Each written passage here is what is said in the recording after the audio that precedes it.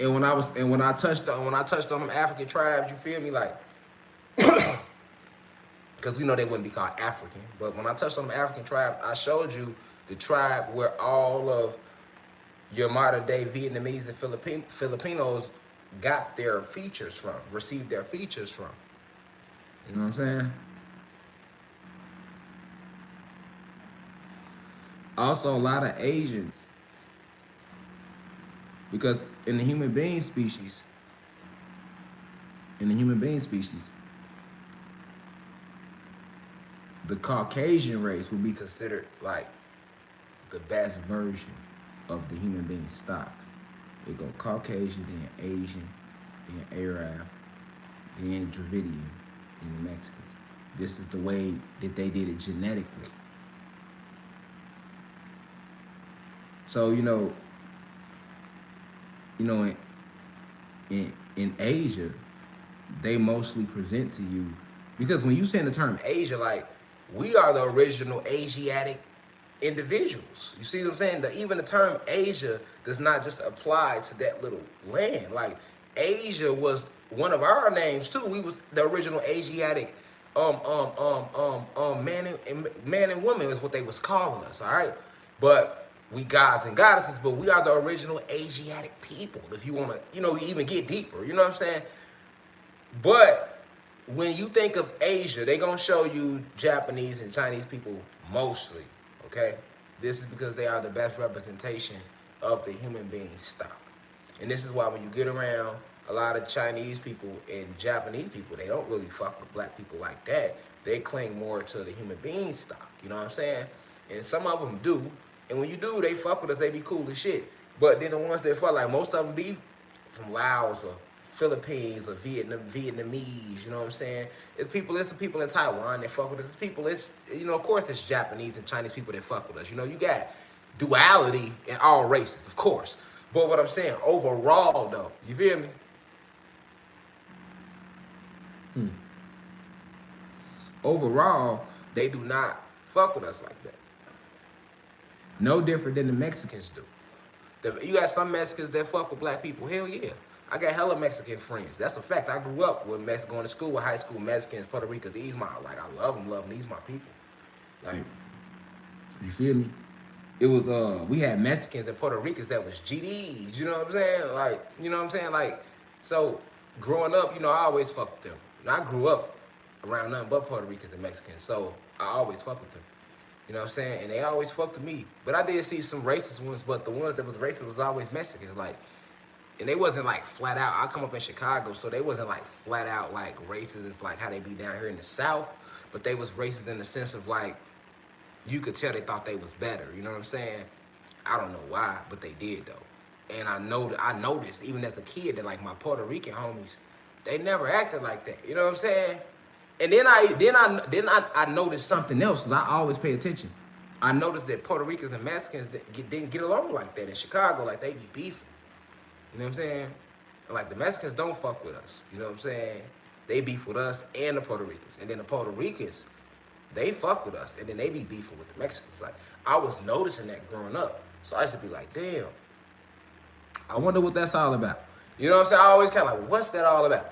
But then, as you get deeper, you remember more. Because remember, everything that come across our desk, y'all, is we just being, our memories are being jogged. That's why when I sit here and lecture, like, I don't just jump straight to a point. People that come in here, they be like, jump to a point. I can't jump to a point because I love my people. So if you expect me to just jump to, that ain't a lecture, nigga. The lecture is the whole time I'm live. All of that is part of the lesson. Listen, just because you laughing, motherfucker, you better learn how to read between the lines. I might tell it in a way where we can laugh and joke, but I'm always still, it's all gems. So, like,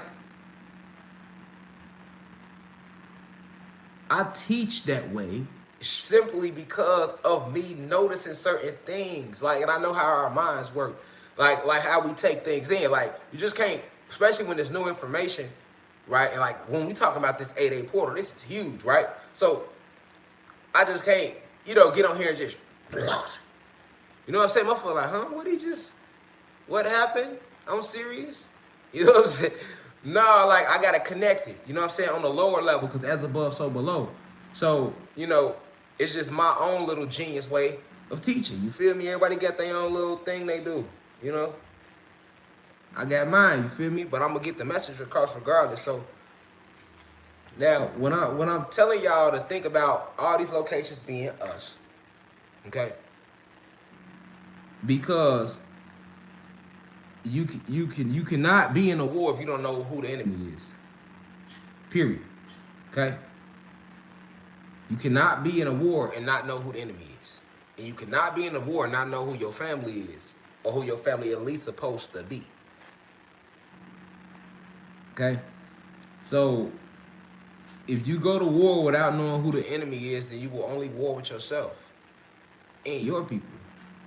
And that's what we've been doing since they took over. We never stopped warring because our souls knew to war, because we felt that something wasn't right with the planet.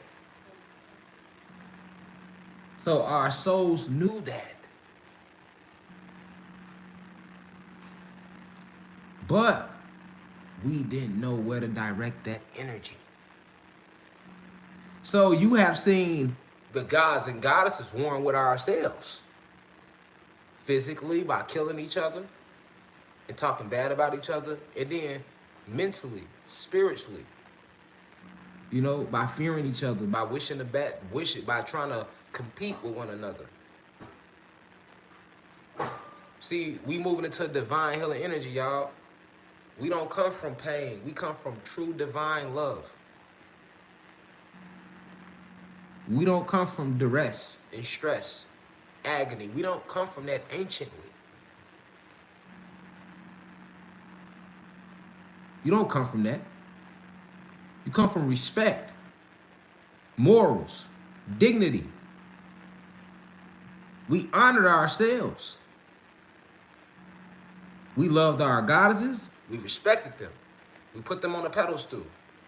Our goddesses loved their gods. You all respected us. You put us on the pedestal. What we have today is a lack of respect from both parties, but it's all due to the fact of the energetic trap set up by the enemy. This is why we, since December 21st, 2020,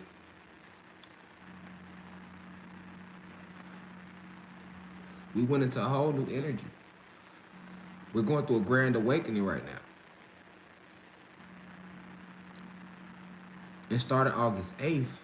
We're going through the Lionsgate portal. You know? In the energy cycle of Leo.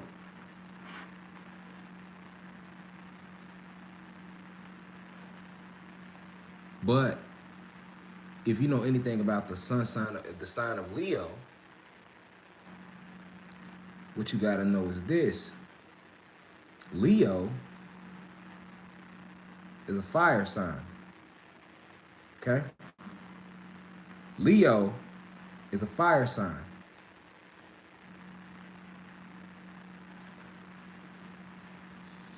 Leo is a fire sign.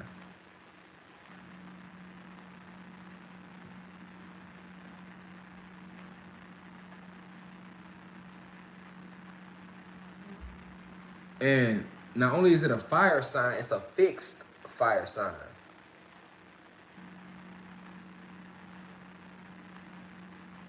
So Leo is ruled. Every sign has a ruling planet. Leo is ruled by the sun.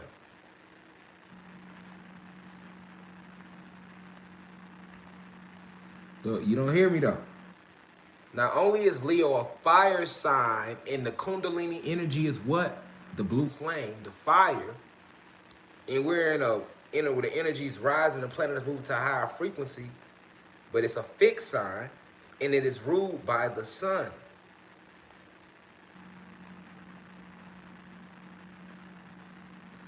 You know, out of all the constellations, anciently, the constellation of Leo was the one that the Egyptians used to worship the most, if any. I wouldn't say worship, but they dealt with the energy a lot.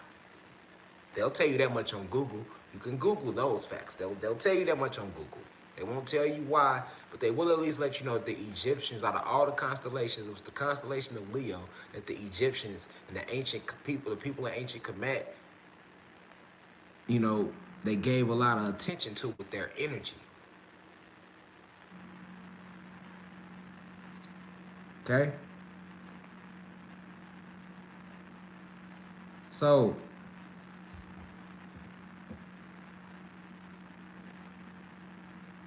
why is that important?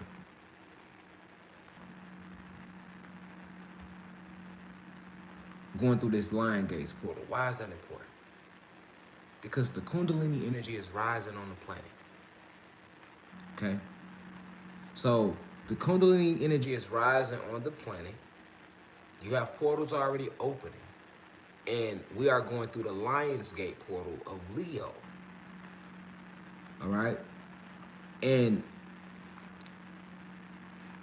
this portal is a portal of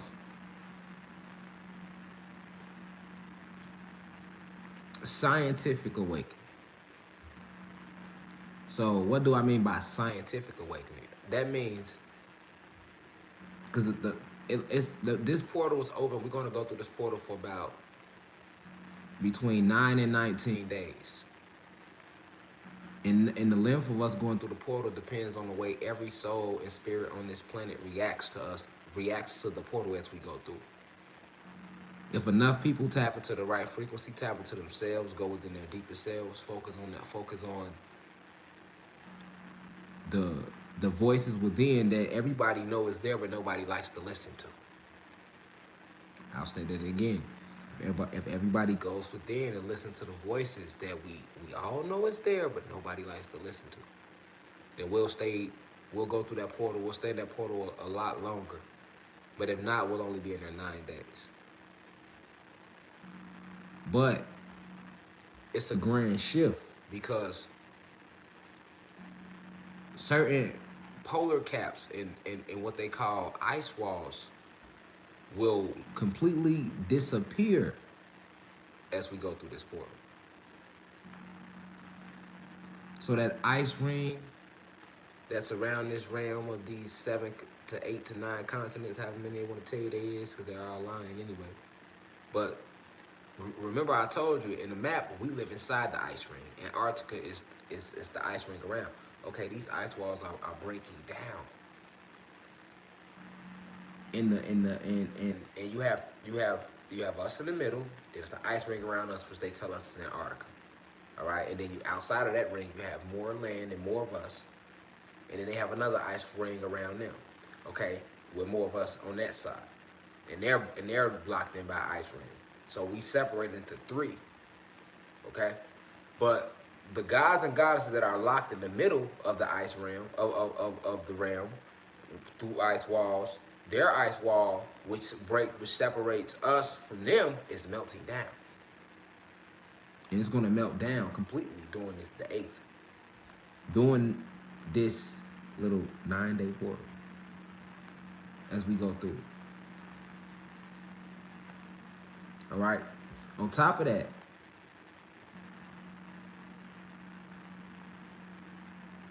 many of you will be sent telepathic messages